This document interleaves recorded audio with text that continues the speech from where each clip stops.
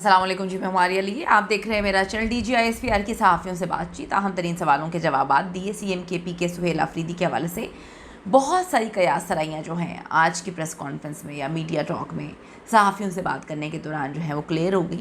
جو کہانیاں، جو ٹون منیب فاروق کی جانب سے بتائی جا رہی تھی، بتانے کی کوشش کی جا رہی تھی، تڑیاں تھیں کہ ایسی کی تیسی نہیں ملنے دیا جائے گا، وہ تو ساری کی ساری ہوا ہو گئی، وہ تو ساری کی ساری جھوٹی ثابت ہو گئی، وہ تو ساری کی ساری ٹون ہی عجیب و غریب ہو گئی. وہ ہم بچپن میں کہا کرتے تھے کہ ایک گیم کھیلتے تھے کہ کوئی ایک لفظ ہوتا تھا، اس کو ایک گروپ جو ہے سرکل میں بیٹھ جاتے تھے اور وہ ایک بندہ سٹارٹ کرتا تھا، اسے کان میں بولتے تھے اور وہ پھر ایک ایک کر کے جو ہے اینڈ میں جو بات جس کو سمجھ آتی تھی وہ بولتا تھا، تو وہ بات ٹوٹلی چینج ہوتی تھی. یہاں پہ بھی یہی لوگ ٹرول کر رہے ہیں منیب فاروق کو اس پریس کانفرنس کے بعد جو صحافیوں سے بات چیت کی ہے کہ آپ نے تو کچھ اور ہی کہانی سنانے کی کوشش کی تھی. آج کی ویڈیو میں اس پر بات کرتے ہیں.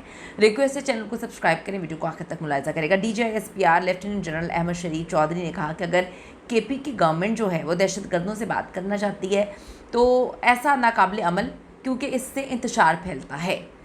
انہوں نے پیر کو صحافیوں سے بات چیت کی ہے اور کہا کہ مارکہ حق میں حکومت، کابینہ، فوج اور سیاسی جماعتوں نے مشترکہ فیصلے کیے ہیں اور سب کو ایک زبان ہی ہونا چاہیے. بہت ساری باتیں کی گئیں، بہت ساری چیزیں جو ہیں وہ سامنے آئیں.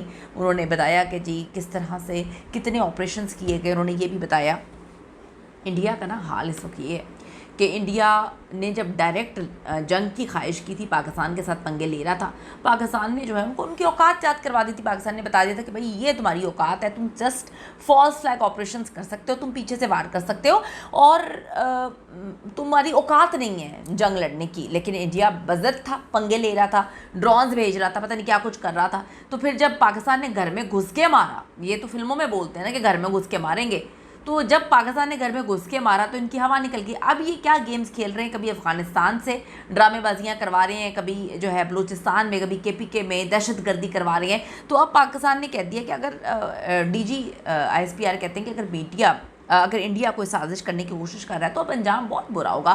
اور یہ سمجھنے کی انڈیا کو ضرورت ہے کہ انڈیا جو پنگے لے رہا ہے، پاکستان کے اندر تو ویسے ہی بڑے پنگے چل رہے ہیں.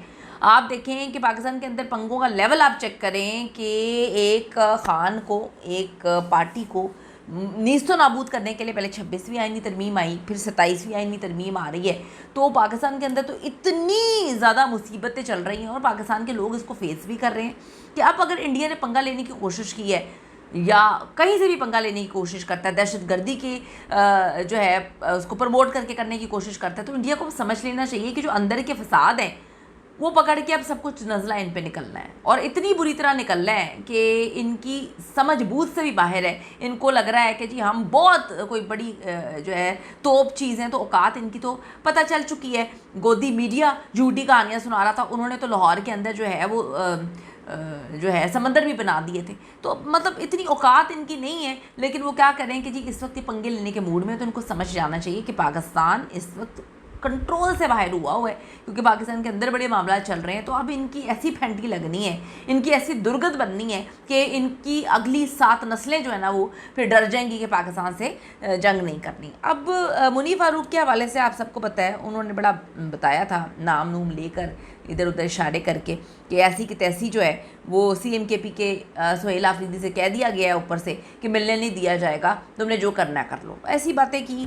دیکھیں ایسی باتیں جو ہیں انتشار پھیلاتی ہیں.